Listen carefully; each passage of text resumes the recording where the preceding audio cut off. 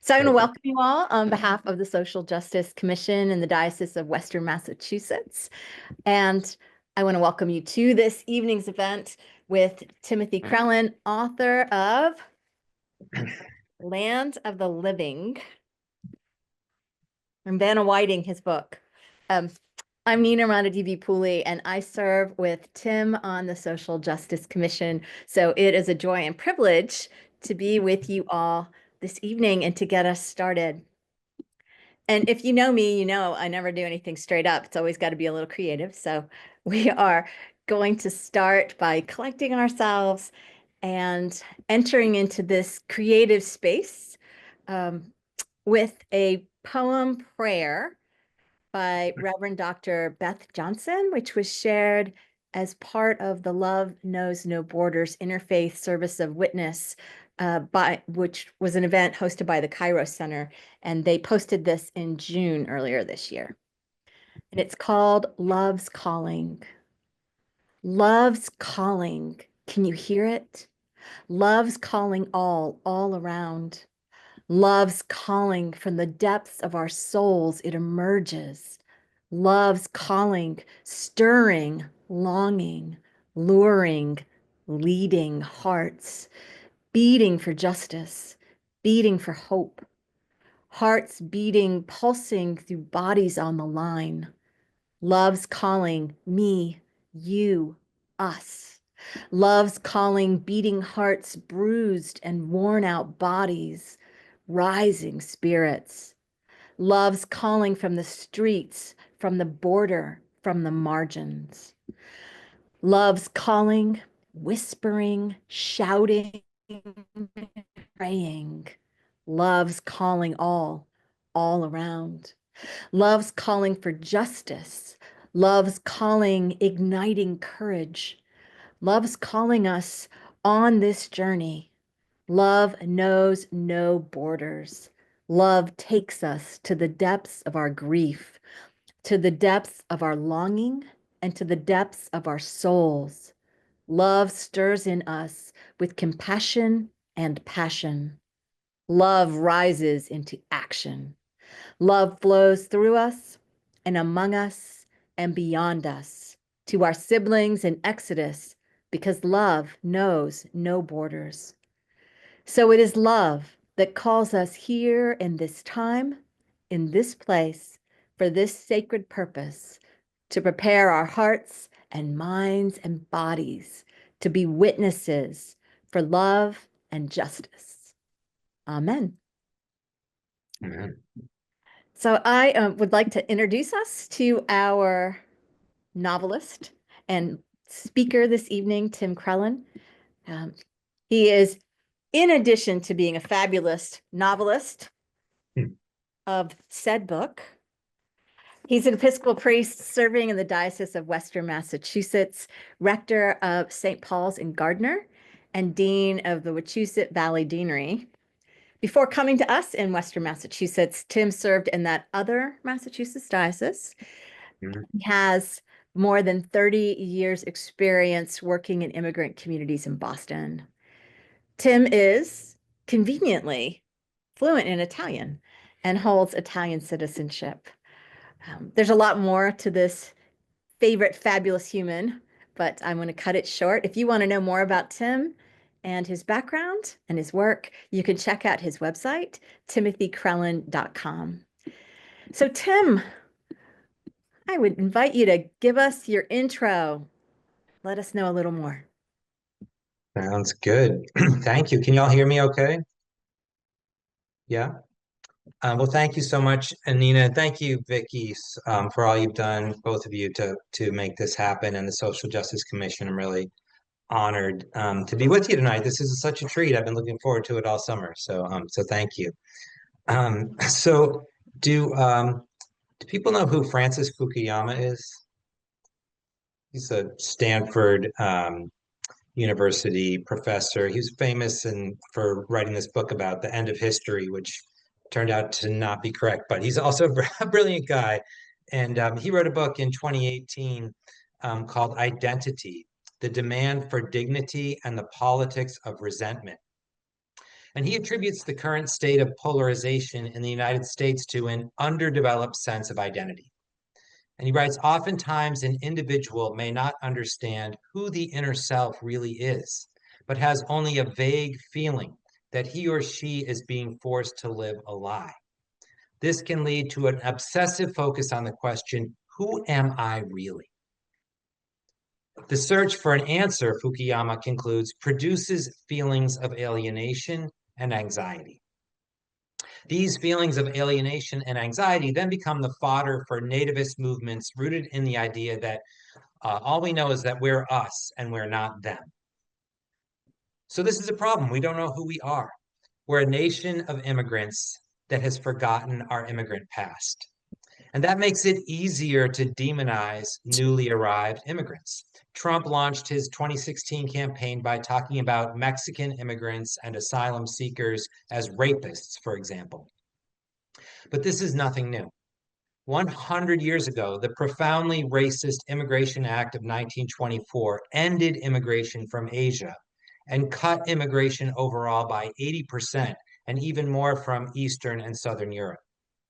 This act was promoted by the KKK, the eugenics movement, in league with Massachusetts Senator Henry Cabot Lodge and his best friend and biographer, Episcopal Bishop William Lawrence, who is the founder of the Diocese of Western Massachusetts.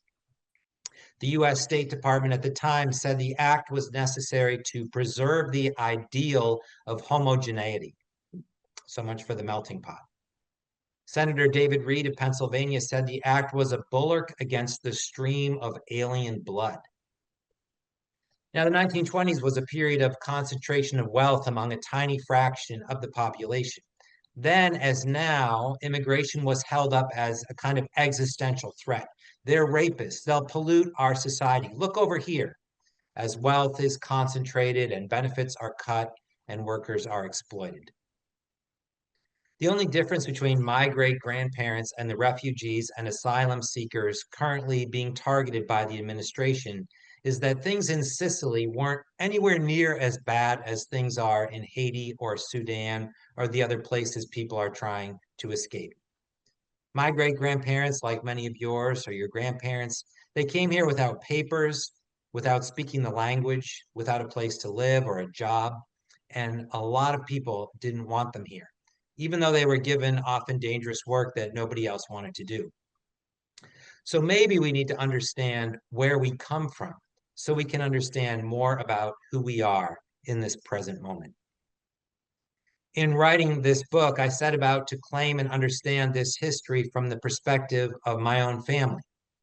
My own journey, which you'll see reflected in the book, began with a sense of dislocation, with that question Fukuyama identifies. Who am I really? Groping in the dark, I signed up for Italian 1 my freshman year at Brown.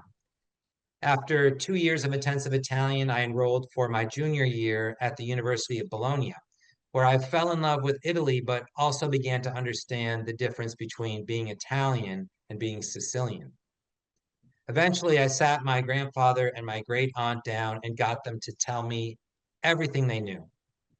My great-grandfather's family was in the charcoal business in Sicily until there was a catastrophic fire and they lost their warehouse and the mule that pulled the delivery cart. My great-grandfather decided to join the thousands of men who were leaving for what they called L'America to find a better life. He left his wife and 3 children behind, traveled to Naples and then to Ellis Island, and then followed other family members to Oswego, New York. Now, Sicily is a warm, sunny place with a lovely Mediterranean climate with lemon and orange trees and flowers that bloom all year round. Oswego, New York is one of the snowiest cities in the country, with winters that, especially in those days, started in October and ended in May. My great-grandfather found work in the diamond match factory, where he earned $1 a day, doing work that would eventually give him cancer and an early death, along with many other people who worked in that toxic environment. After a couple of years, he was able to send for his wife and 3 children, and then they had 3 more children after my great-grandmother arrived. But life was hard. They were poor. They faced discrimination. My great-grandmother, Angela, never liked it here and always wanted to go home. All four of my mother's grandparents left Sicily as adults and ended up in wintry upstate New York. Now, I believe that we are shaped, at least in part, by these histories, by these cultures and the values of those places where we come from. Whether your ancestors came here 13,000 years ago across a land bridge from Asia or on the Mayflower, or whether they crossed the Rio Grande on foot. These things contribute to our identity, the trauma of leaving everything behind, the hope of new opportunity, the struggle to get a foothold in a new land, to assimilate, to enroll kids in school, even though the kids don't speak English, to find housing and jobs, and to face, at times, frightening anti-immigrant backlash. If anything unites us as Americans, it's this generational experience in our family histories. Every family has a story or stories. As I've been talking with groups about my book this year, I've heard from people whose families left Russia because of pogroms, and people whose families left Ireland because of the famine, and people whose families left El Salvador because of gang violence. And of course, I understand that many people's ancestors were brought here by force, part of the original sin of our nation. I wrote this book in the context of my work in immigrant communities over more than 30 years in Boston. And most recently, I've been involved with Haitian refugees seeking asylum and living in a shelter in Gardner. So I've witnessed these same dynamics as people strive to hold on to their identity, the identity forged in the places they left, as they seek to assimilate and become American. It's a timeless cycle, and I think we'd be a stronger, less polarized nation if we preserved the memory within our communities. Because ultimately, all of these larger questions come down to family, community, relationships, honor, resilience, faith, and the courage to live an authentic life no matter what. At the heart of my book is a love story because even in the midst of difficult times, epic changes, historical dislocations, people fall in love. People make sacrifices. People live with dignity. People laugh and sing and celebrate holidays and prepare traditional meals and refuse to be crushed by whatever forces of injustice or prejudice they face. Refuse to let go of those cultural, ethnic characteristics that make us who we are, even though the melting pot is meant to strip them away. The title of my book comes from Psalm 27, where the writer asks, "What if I had not believed that I should see the goodness of the Lord in the land of the living?" These ancient words, which refer back to the time when the people were liberated from slavery in Egypt and led to the promised land, express the deep faith of all who migrate from one place to another, leaving everything they know behind and looking for a better life, hoping for a promised land, a place where, as many immigrants to the United States were told, the streets are paved with gold and there's work and opportunity and the chance for children to have a better life. What if I had not believed? What if our ancestors had not believed? This book is my attempt to make sense of all these things and to tell a story that reminds us how important it is to know and understand where we come from, who we come from, so that we can know and understand who we are. So I hope you experience the book as an invitation to learn more about your own family and about the challenges and opportunities and how what they faced helped to create this world in which we live. So that's my Thank you. intro. Yeah. So Tim and I met before to talk about this, and every time we talk, I learn more and I get excited. Trying to stay on script, but so many things, Tim. We're good. You answered my first question. So here's what's going to happen, folks. I have a couple starter questions for us, and then I'm going to ask them to Tim. He's going to answer them. But if you have questions for him or something you hear sparks a question, go ahead and throw that in the chat. And then a little bit later, in our time together, we'll pull some of those questions out and we'll make sure they get answered. So here we go. My first question was why this title, but you've answered that. So you are way ahead of me. I could say a little bit more about it if That'd be you good. want, about the title. Yeah. So, I chose a title from a psalm because I love William Faulkner, and he chose a couple titles from psalms. But to me, there are several layers of meaning about the land of the living because, we think about making a living and so many people coming here because they thought they could make a living here in a way that they couldn't other places. But, there's more to living than making a living, right?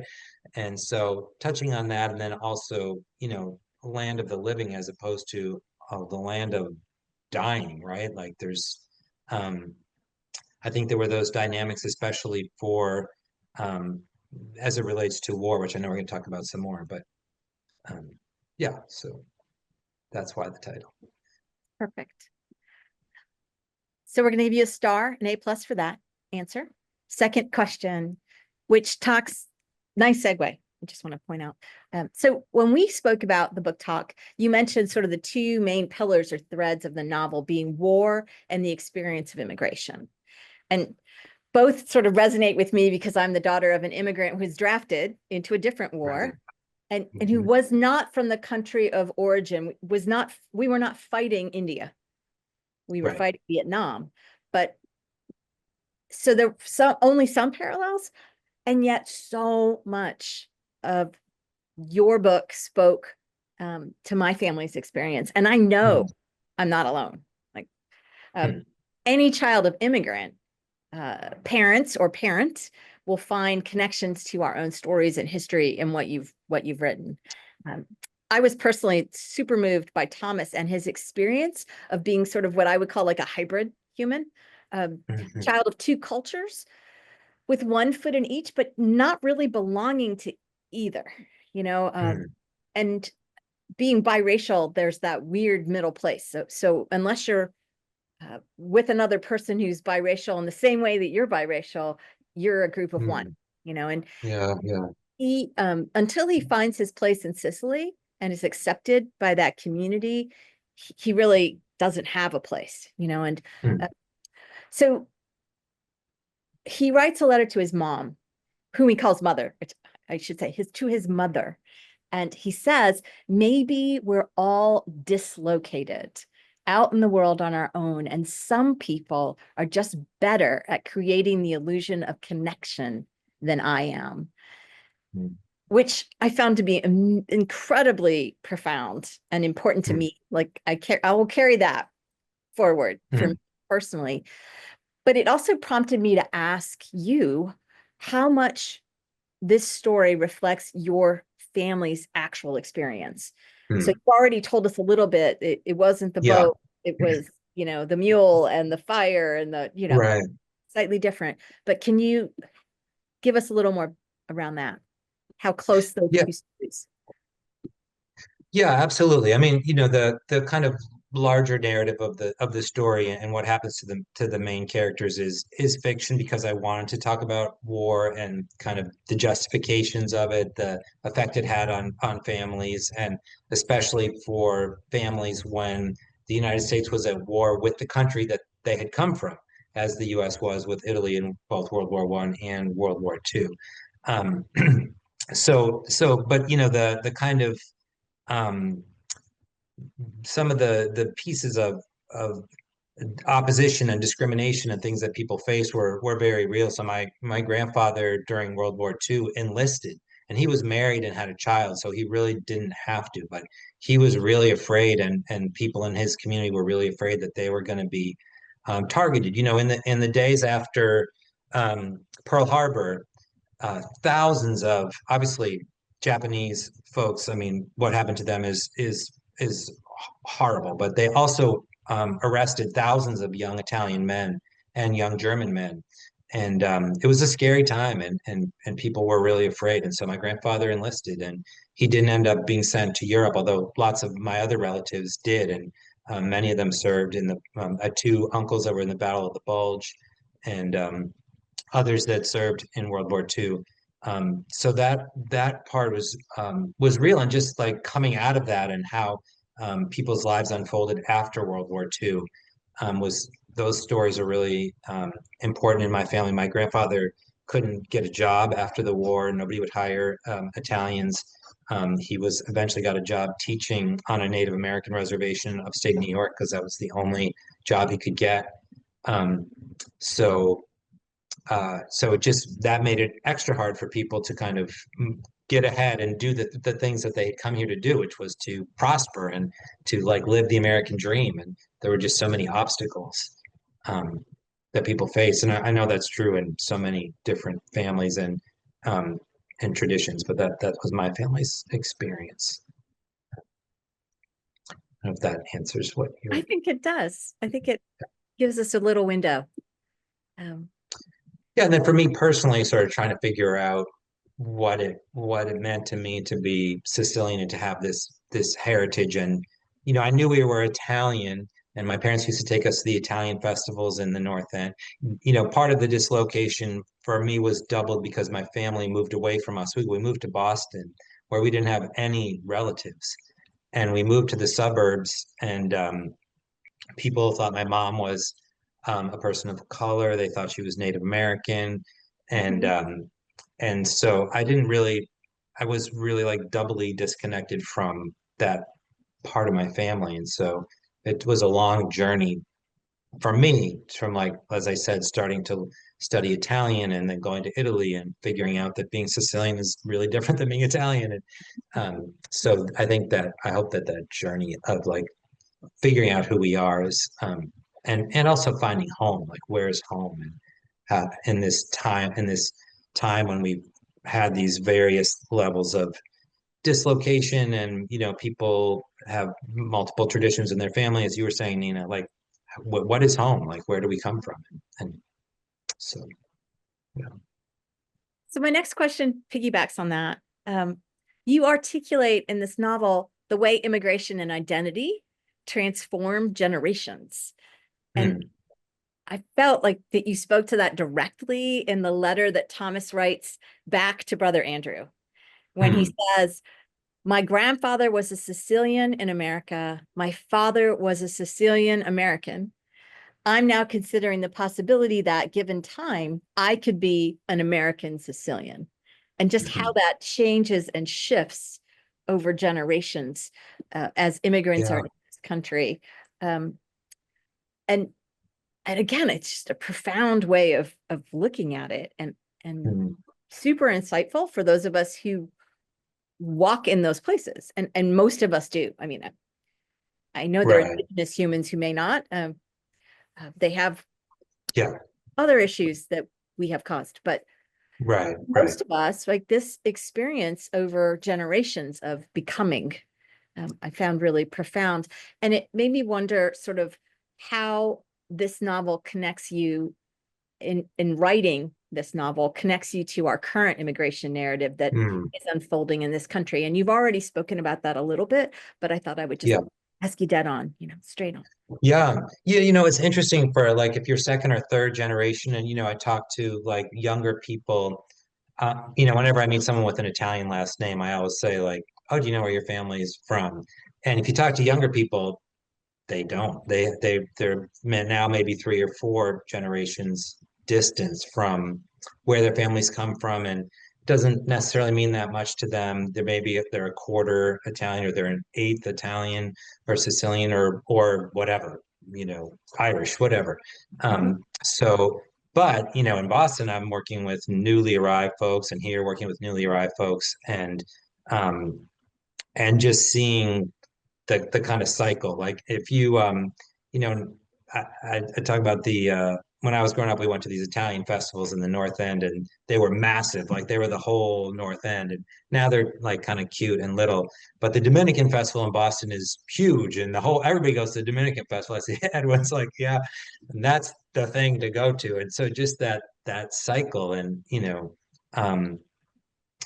so I think the dynamics are and then the way that the anti-immigrant stuff ricochets around and always gets used, as I was saying, as this way to kind of distract people from what's really going on in the world. And it's, for whatever reason, it just seems to be, in the moment, it's an effective thing to say, out of that kind of place of fear and scarcity, like they're going to take away what you have.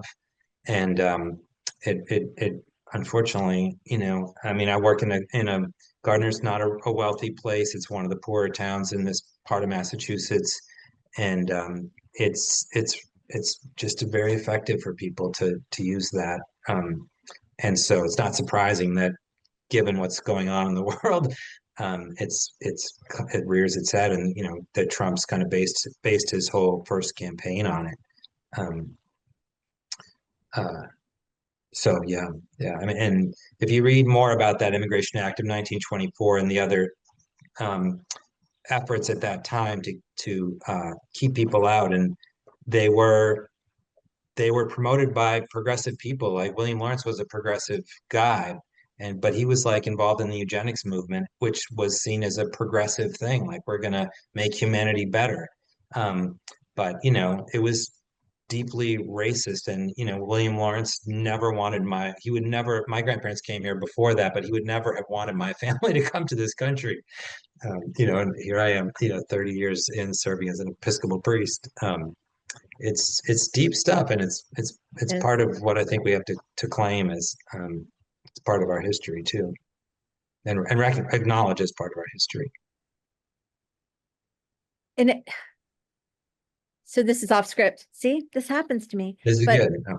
um, and I think how we treat each new wave influences the next wave. So my grandfather, my Mhm. step grandfather, Methuen, Yeah.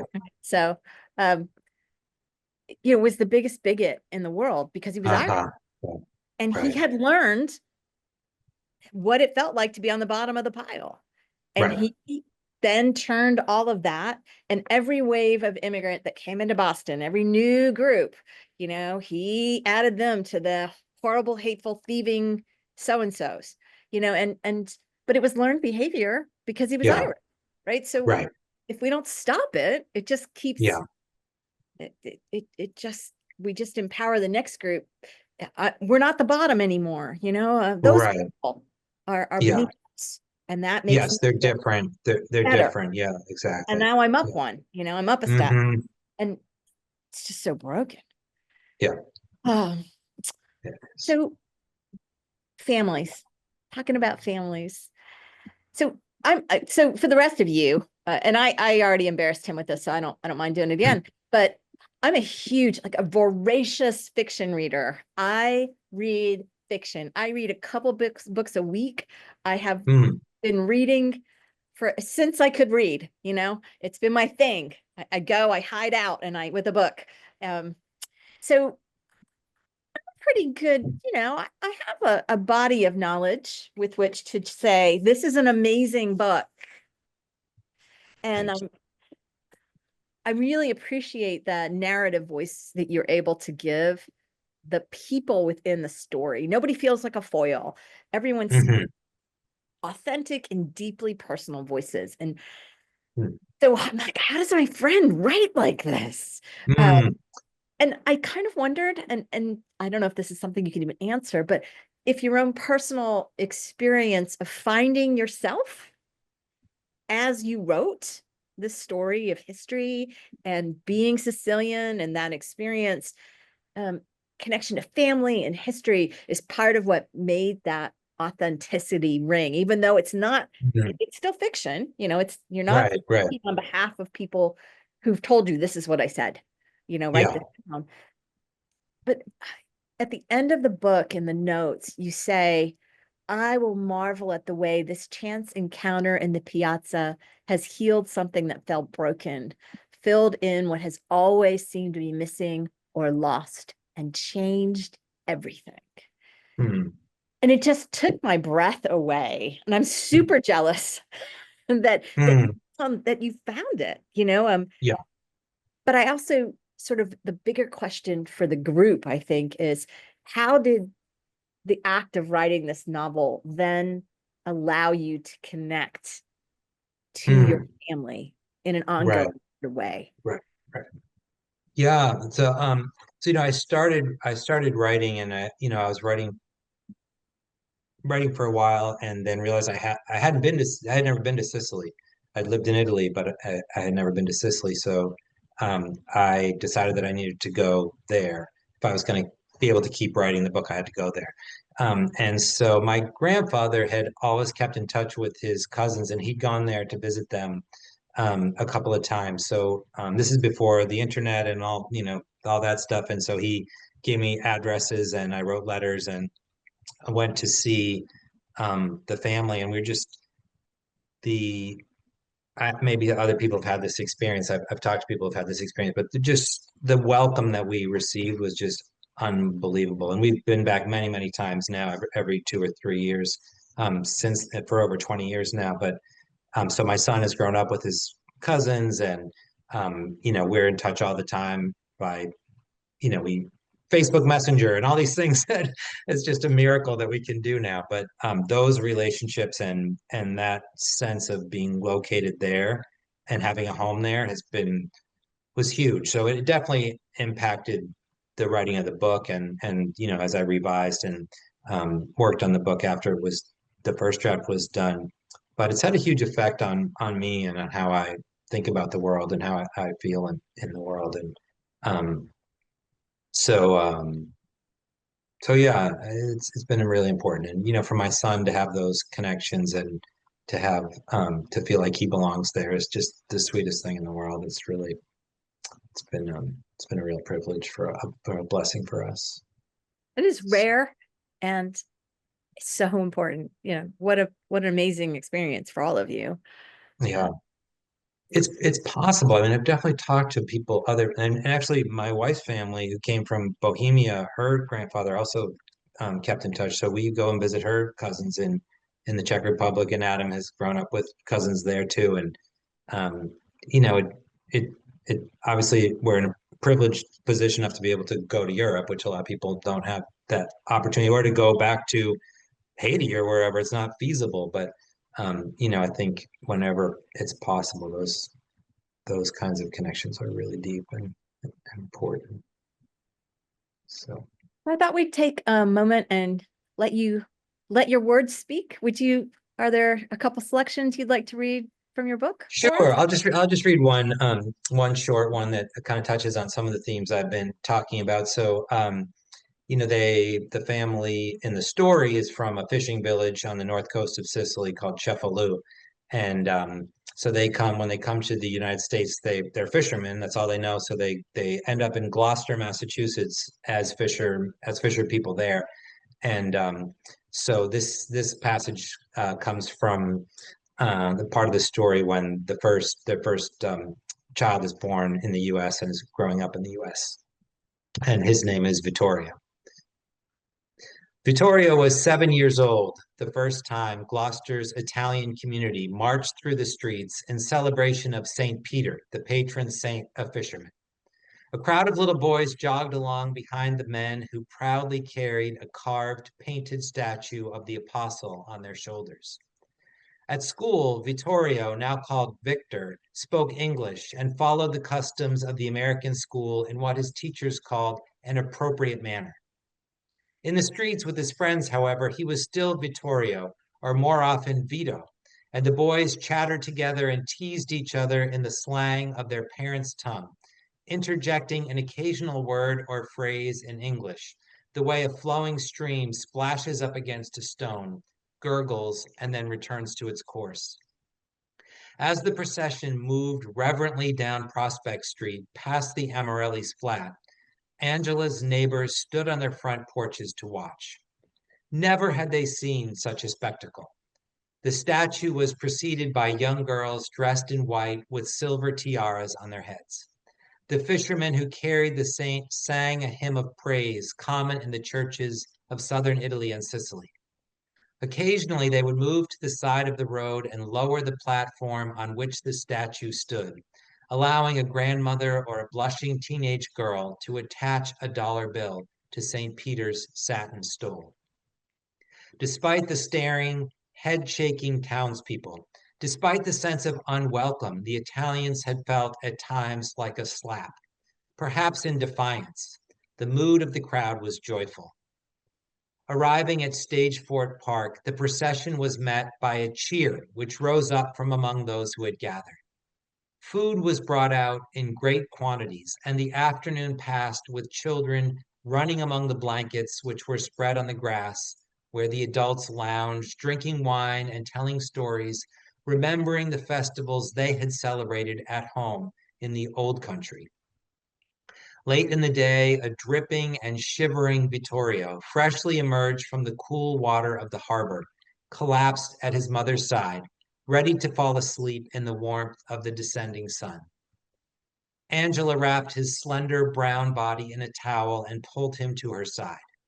Stroking his damp hair and speaking softly into his ear, she began to recount her earliest memories of the patronal festivals celebrated in Cefalù.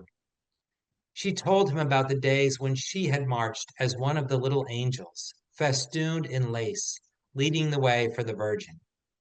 She described the games the children played, the decorations, the food, and the dances which went on late into the night. Maybe one day you'll see it for yourself, my son. You'll see how the water sparkles at night in the light of the lanterns, and you'll hear the beautiful music and smell the cashews roasting in sugar. There's nothing like it, Vito, she murmured, touching his smooth, sun-darkened cheek. The boy had fallen asleep. That's a little taste, a little teaser for you. Yeah, I love it. Um, so Doreen, this seems like a good time to tell you what Doreen said in the chat. Oh, okay, great. Quote, your book was one of the best I've ever read. The Oh my characters gosh, were wow. so engaging. I couldn't put the book down, literally. Thank you so much for your writing. Oh, So that seemed like a good thing to say right now after you just read, because that was a appreciate beautiful that. passage. Thank you. And I'm going to ask the easy question first, and then I'm going to ask you the Okay. hard question in the chat. Could I just ask Vicky, could you go to gallery view? So would that be all right? Okay, thank you so much. Vicky asks, can you say how you selected Gloucester for Tommaso and his cousin? What kind of research led you to situate your story there? Yeah, that's such a good question. Um, just kind of poetic license. I don't know. I like the idea of the fishing thing and the idea of the way, the reason that they had to leave Sicily and then trying to find that community here. And there is still a big Sicilian fishing community in Gloucester, and they still have festivals there. But yeah, I spent a bunch of time in Gloucester. Um, we would go up there and ride our bikes around and just try to get a feel for the place and visit the church and the Catholic school and see what life was like there. Um, and yeah, and then it just kind of went from there. Um, so yeah, it's a beautiful, beautiful place, Gloucester. I like it up there. This one's a harder question. Okay, I want to make sure I get this right. Sencolo, is that correct? I'm not sure I sorry. said that. Which? So Sencolo, it's a person's name who's on our call, who writes, Oh, okay, yeah. thanks, Mr. Crellin, for another informative forum, especially in our current political climate. I'm an immigrant as well from Liberia and still learning more Hmm. about the immigrant's experience. If possible, can you please share some light on the quote original sin and why slavery in relations to sub-Sahara Africa stands out as the face of quote original sin? Wow. Yeah. I mean, I think, I think I and others sort of think of genocide and the taking of the land and slavery as the kind of two original sins that this country was built on, and so much of our wealth and privilege and prosperity as a nation was built on those early things. So I think that's why we kind of use that take that term from the concept of original sin in the Bible and apply it to the history of the country. I don't know if that answers your question, but that's how I kind of see it. And it's it's still something we haven't dealt with largely. So still something that many of us continue to work on, and at least to acknowledge and perhaps to think of ways to enact acts of atonement, reparations to try to respond to what we recognize as um, deep wrongs that were committed by people who came here from Europe. Um, so Right. So the differentiation is that sub-Saharan Africa is not the sin. It's what was perpetrated upon the peoples of right. Africa. That is Mhm. our one of the, as you said, one of the two besetting original sins of this country. Yeah. Uh, and Yeah, and I just think it's important to acknowledge that, yeah, my great grandparents came here by choice. I mean, they may have come under false pretenses. They were promised a lot of things. The people that sold the tickets on the ships, lied and told people that it was going to be great here. And, factory owners and places like that diamond match factory where my grandfather worked recruited over there and made lots of promises. But at the end of the day, they chose to come here and they were not. And I just think it's important to acknowledge that many people did not have that choice and were brought here by force. So. Sankolo, I hope we answered your question, and we're open to others if there are other questions. I would like to just point out something else that I have, you may have noticed when I keep holding the book up, there's only a handful of sticky notes. It started out with a lot more. So this could be worse, friends. I could be quoting from Tim's book all evening, and I will not do that to you. You have dinner to get to. But there's a whole episode when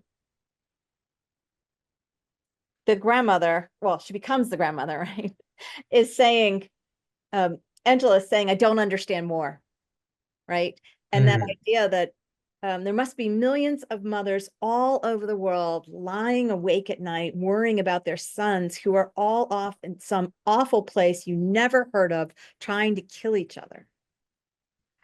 And then she goes on and says, what if every mother just refused to send her son? There can't be a mother on God's earth who wants her son to go to war. What if we all just refused? There wouldn't be any war. There would be no war if they just put women in charge. And mm, I hear that over and over, reiterated by women generations deep, and mhm. um, nobody wants this. Nobody wants to send their son or daughter, Right, right, right. to war. Um, Mm, and how profound that is, that grief, sort of yeah, that wrenching, but yeah, that reality too. If everyone just said no, yeah. I know, daughter of the draft. I wasn't really an Right. option, but But I mean, to me, it's so much that's what's the book is about, that her journey so much and about her coming to that place and giving voice to it. Um, and so yeah, that's to me, that's a really important piece, what she says there. Yeah. she's one of my favorite people. Thank you. Yeah, I feel like I know her now. We should sit down. Right, right, But, right. everyone has a question or a Uh-huh. great one. Any thoughts about sequels? Several generations down the road, either the current day or the future. Yeah, I've thought about it some. I think I may go working on a different direction, but maybe I'll swing back eventually. Yeah, I definitely thought about it for a while, and then I don't know. Sometimes you feel like a story's just told and it's done, and but yeah, I don't know. I'll keep thinking about it. Um, I'm really happy to answer and talk about anything. If people have um, other questions, I'm really open to whatever, or if it resonated in some way that you'd like to share about your family history or investigations that you've done that have been meaningful to you, I'd personally be happy to hear that too. Vicky Margaret? does suggest perhaps a PBS Oh, masterpiece miniseries. oh yeah, all right. Yeah, I need a connection. Anybody have a connection to I need a screenwriter or something. Margaret, were you going to ask a question? Yes, well, just two quick comments and a question. One comment is I'm really eager to read your book. So thank you. Oh, Thank you I for hope there weren't too many spoilers. no, Okay. it's wonderful. The second is just from my own personal history. My mother's mother, my maternal grandmother, was born in Oswego. And so Oh, my great grandparents built this old in 1867, this big old Victorian mansion in Oswego, New York, which is now on the historic register of whatever it is, I'm sure I know it. places. I Um, was born there. Yeah, I'm sure I know it. it's a museum. Anyway, the Oh, Richardson Bates house. So okay. Yeah, I'm yeah. just, I'm just, sometime I'd love to sit down just to imagine your ancestors were there, my ancestors, Yeah, and from really different locations. right. Oh, that's really interesting. Wow. Have you Interesting. spent much time there? I've just visited the house Okay. and really that's it. Oh, interesting. And the Wow. and the question is, I think writing a book changes a person. I think probably Hmm. whatever the topic of the book is, but Yep. especially, and I know it's not a memoir that you wrote, but it's still a book that's full of very personal, I'm imagining, Hmm. personal Yeah. material informed your imagination and your creativity and your research. And so I just would Yeah. love, Nina touched on this question, but I would love it if you had any more to say about how, having written this book, how have you changed? Hmm. What feels different about being you, having, because with this book behind you? Right. Yeah, I think in terms of like how I think about myself in the world, it's so bound up with going to Sicily and with these relationships that I talked about. And I don't think that would have happened if I hadn't decided to write the book. Maybe it would have eventually, but to me, they're so bound up, and that was has completely changed everything about how I, feel about myself and how I think about the world. And it extends to my family. Like my mom had never been to Sicily. So after I opened these doors, then she went and met all of her cousins and my niece is going this fall. So it's been really important for my whole family, I think, to and uh in some ways it's like a long time ago. Like my great grandfather came here over 100 years ago. But when I go to Sicily and I'm with my great grandmother's sister's grandchildren, we're not that far apart in like terms. It's just they stay, we came and they stayed. Like, and I think we forget that a lot of people stayed, in all these places that people came from.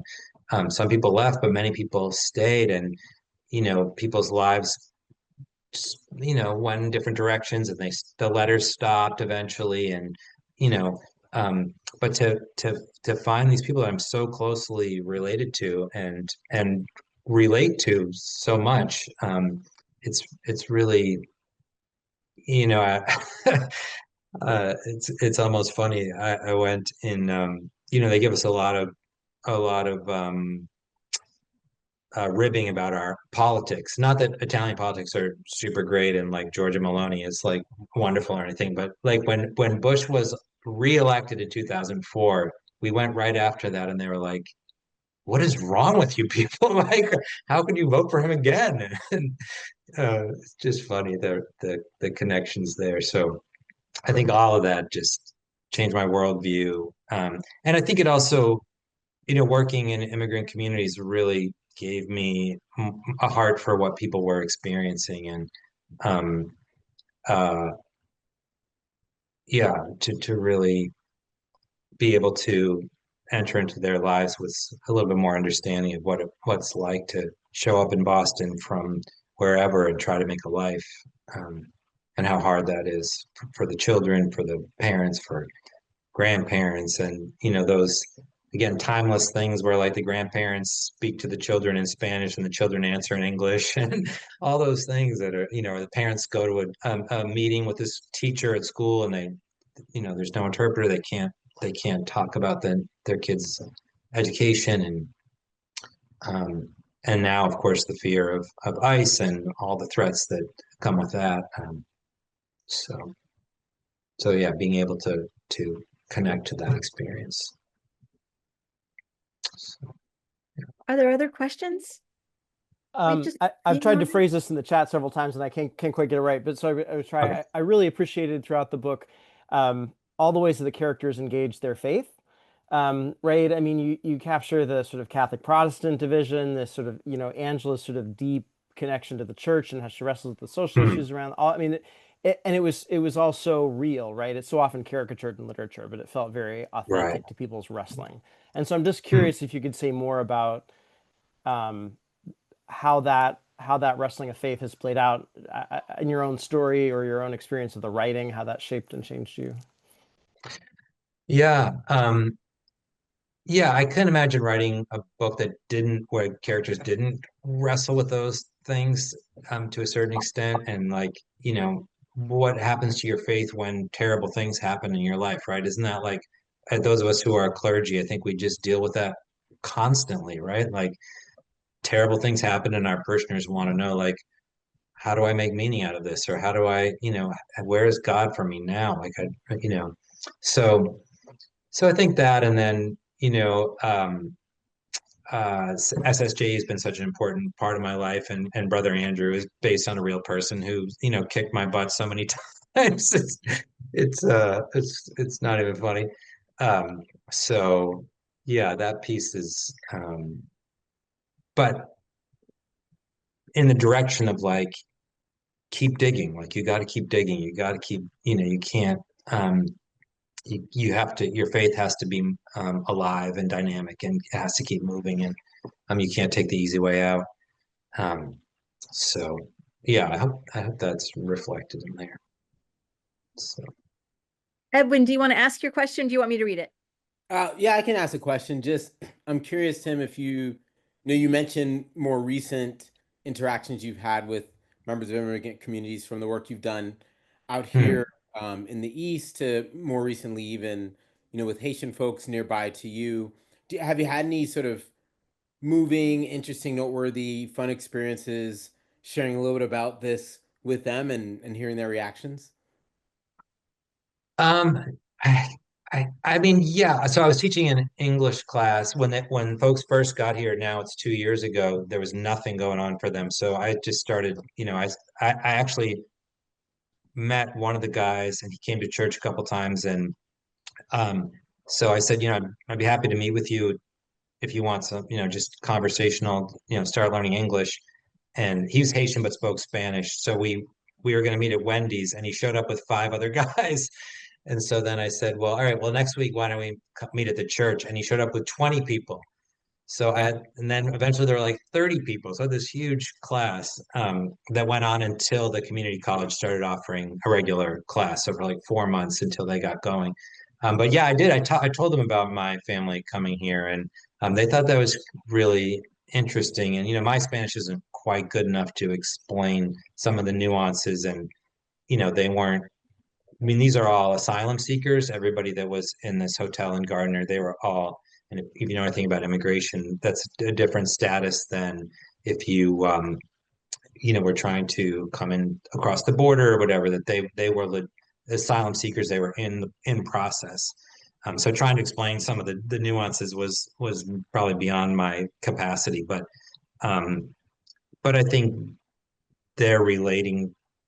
I think people sort of understand that it's a nation of immigrants, and I mean that's some of the promise, like the idea that you can come here from Haiti or from wherever and eventually make it, right? I mean that's the story that's 300 years old here, that is more or less true depending on where you're located socially, I think. So yeah, Thanks. I haven't translated it into Haitian Creole yet though, but maybe I could do that. Get the book translated. In other languages. We have about 4 minutes. Are we good?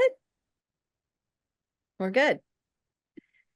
Oh, I so appreciate this. Thank you all so much for your time, and it's really lovely to be with you all. Thank you. It's amazing. that you've written this and that you've shared it with us. It's a huge gift. And I thank you all for allowing this to be recorded so that folks who couldn't be here can join in later. And I thought we'd end with a reading of Psalm 27. The Lord is my light and my salvation. Whom then shall I fear? The Lord is the strength of my life. Of whom then shall I be afraid? When evildoers came upon me to eat up my flesh, it was they, my foes and my adversaries, who stumbled and fell. Though an army should encamp against me, yet my heart shall not be afraid. And though war should rise up against me, yet will I put my trust in him. One thing have I asked of the Lord, one thing I seek, that I may dwell in the house of the Lord all the days of my life, to behold the fair beauty of the Lord and to seek him in his temple. From the day of trouble, he shall keep me safe in his shelter. He shall hide me in the secrecy of his dwelling and set me high upon a rock. Even now he lifts up my head above my enemies around about me. Therefore I will offer in his dwelling an oblation with sounds of great gladness. I will sing and make music to the Lord. Hearken to my voice, O Lord, when I call. Have mercy upon me and answer me. You speak in my heart and say, seek my face. Your face, Lord, will I seek. Hide not your face from me, nor turn away your servant in displeasure. You have been my helper. Cast me not away from you. Do not forsake me, O God of my salvation. Though my father and my mother forsake me, the Lord will sustain me. Show me your way, O Lord. Lead me on a level path because of my enemies. Deliver me not into the hand of my adversaries, for false witnesses have risen up against me, and also those who speak malice. What if I had not believed that I should see the goodness of the Lord in the land of the living? O tarry and await the Lord's pleasure. Be strong, and he shall comfort your heart. Wait patiently for the Lord. Amen. Amen, everyone. Thank you so much for being here. Thank you, Vicky. And Thank you, thank you, Nina. Tim. Thank you all for Thank coming. This was you. so fun. I really appreciate it. Thank you, friends.